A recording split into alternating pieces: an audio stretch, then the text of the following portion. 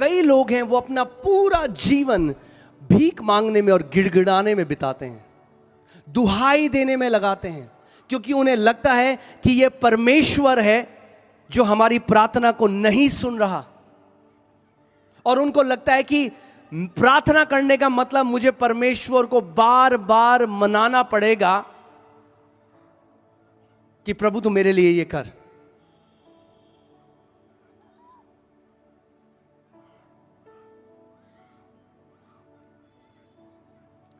तैयार हो आप? सबसे जरूरी चीज राज्य में, एक सबसे जरूरी चीज है विश्वास को समझना कि वो एक सिद्धांत है और विश्वास में बढ़ना। मगर विश्वास कैसे आता है? विश्वास कैसे आता है? सुनने से।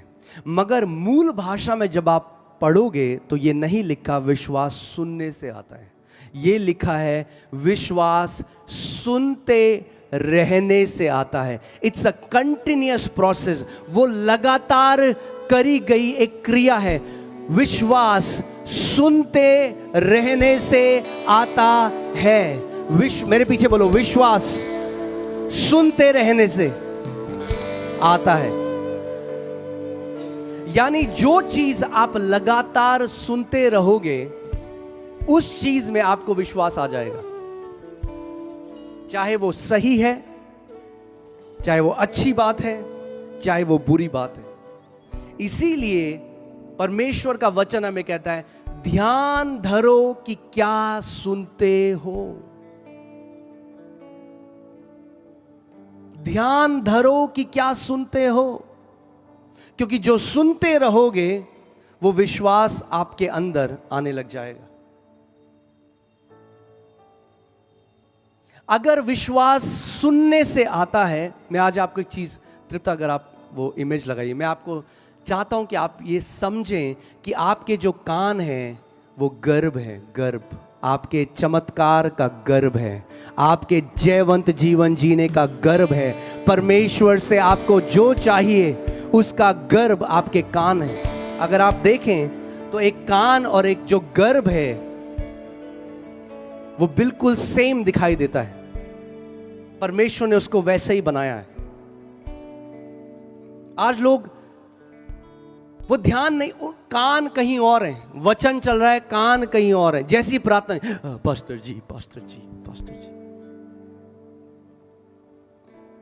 इसीलिए एक मीटिंग से दूसरी मीटिंग, दूसरी मीटिंग से तीसरी मीटिंग, सर के बाल उड़ गए मगर जीवन नहीं बदला।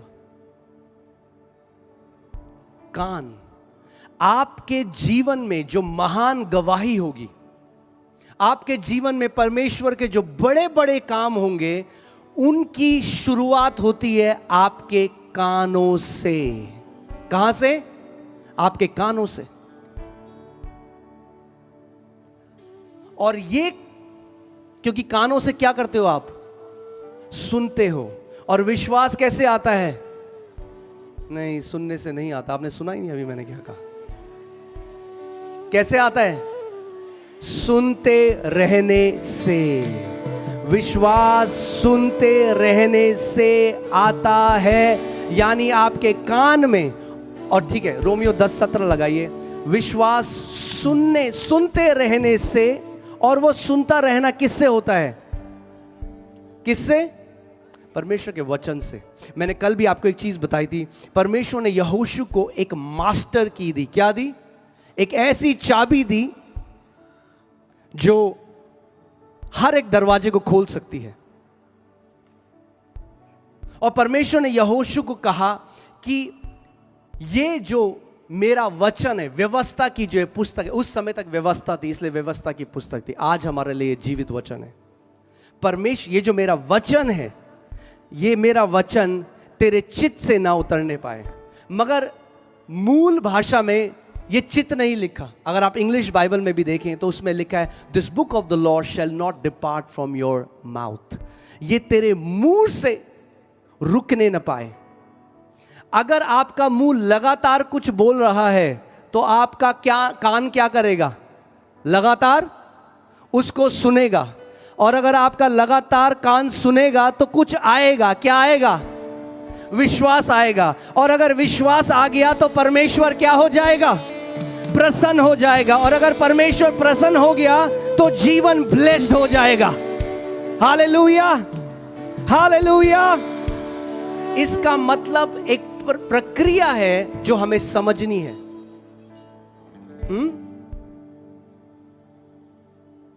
आपके कानों में लगातार क्या पड़ रहा है, इससे आपका जीवन में फल क्या है, ये साथ में कनेक्टेड है।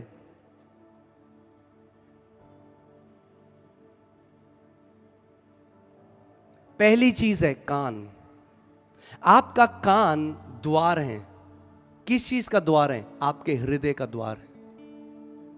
आप जानते हैं कुछ भी चीज आपके हृदय में सीधे नहीं जा सकती। आपने जो बार बार सुना आपके हृदय में चला गया।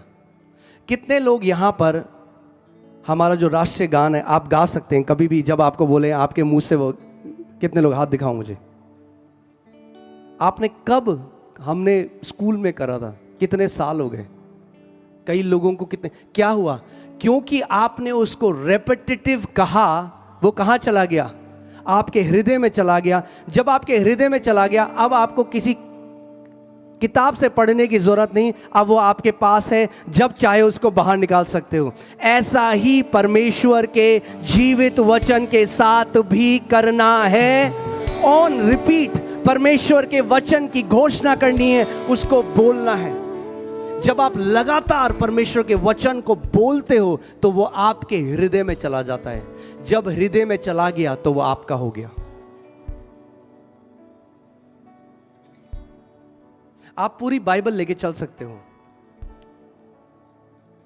मगर जीवन में वही पूरा होगा जो आपके हृदय में छुपा हुआ है, वो नहीं जो वचन आपके हाथों में है।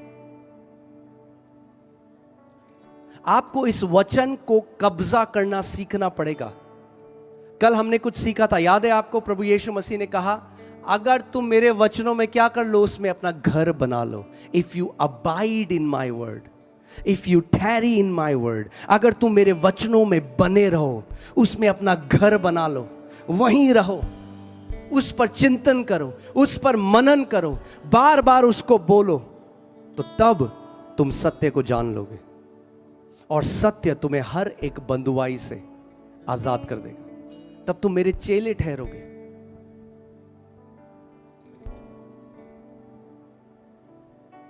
आज आपकी जो भी परिस्थिति है, आज चलिए अब प्रैक्टिकल करते हैं। फॉर एग्जाम्पल, उदाहरण के लिए ये सोचिए, आपके जीवन में जो भी वो एक पहाड़ है इस समय, चाहे वो कैंसर हो सकता है, आपका पति शराब पीता है, आपका बेटा ड्रग्स में चला गया, या जो भी कोई चीज जो लोगों के परिवारों में होती है, एक दिक्कत है। अभी तक आपने गिड़गिड़ाया, सालों हो गए, कुछ नहीं बदला। आज मैं आपको कुछ कह रहा हूं, परमेश्वर के साथ अब आपको पार्टनरशिप करनी है। अपने मिरेकल के लिए, अपने चमत्कार के लिए परमेश्वर के साथ एक साझेदारी करनी है। सबसे पहला आपको वचन में ढूंढना है कि मेरी परिस्थिति के लिए परमेश्वर का वचन क्या कहता है। क्या करना है आपको?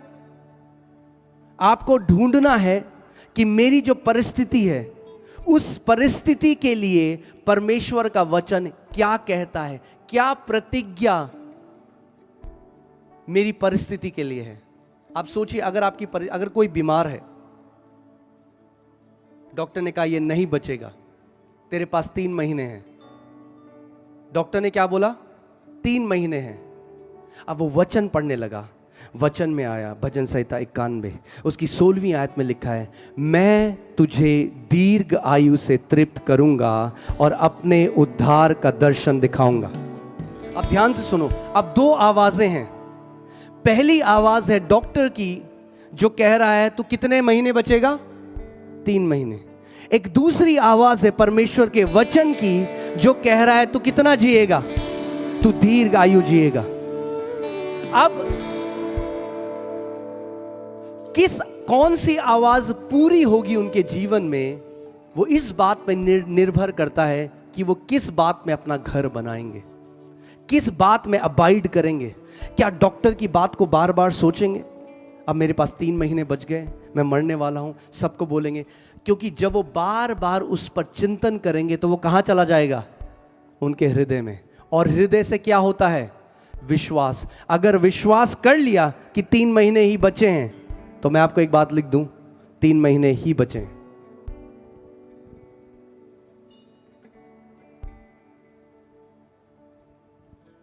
मगर अगर वहीं पर उन्होंने परमेश्वर के वचन में जो प्रतिज्ञाएं हैं, उसका वचन कहता है, पुट एक्सोडस 23:25, निर्गमन 23:25, वो कहता है जब हम अपने परमेश्वर की सेवा करते हैं तो वो हमारे खाने, हमारे रोटी और हमारे पानी को आशीषित करता है। He will bless our bread and our water and he will take sicknesses from the midst of us। वो हमारे बीच में से बीमारी को निकाल लेगा। वो कहता है तेरे देश में कोई बांझ ना होगी। और फिर वो कहता है तेरे दिनों को मैं इस पृथ्वी पर पूरा करूंगा। I will fulfill the number of your days। Hallelujah. मैं तेरी आयु को क्या करूंगा? पूरा करूंगा। डॉक्टर क्या कह रहा है कि 3 महीने हैं, परमेश्वर क्या कह रहा है? मैं तेरी आयु को पूरी करूंगा। 2 रिपोर्ट हैं, 2 आवाजें हैं।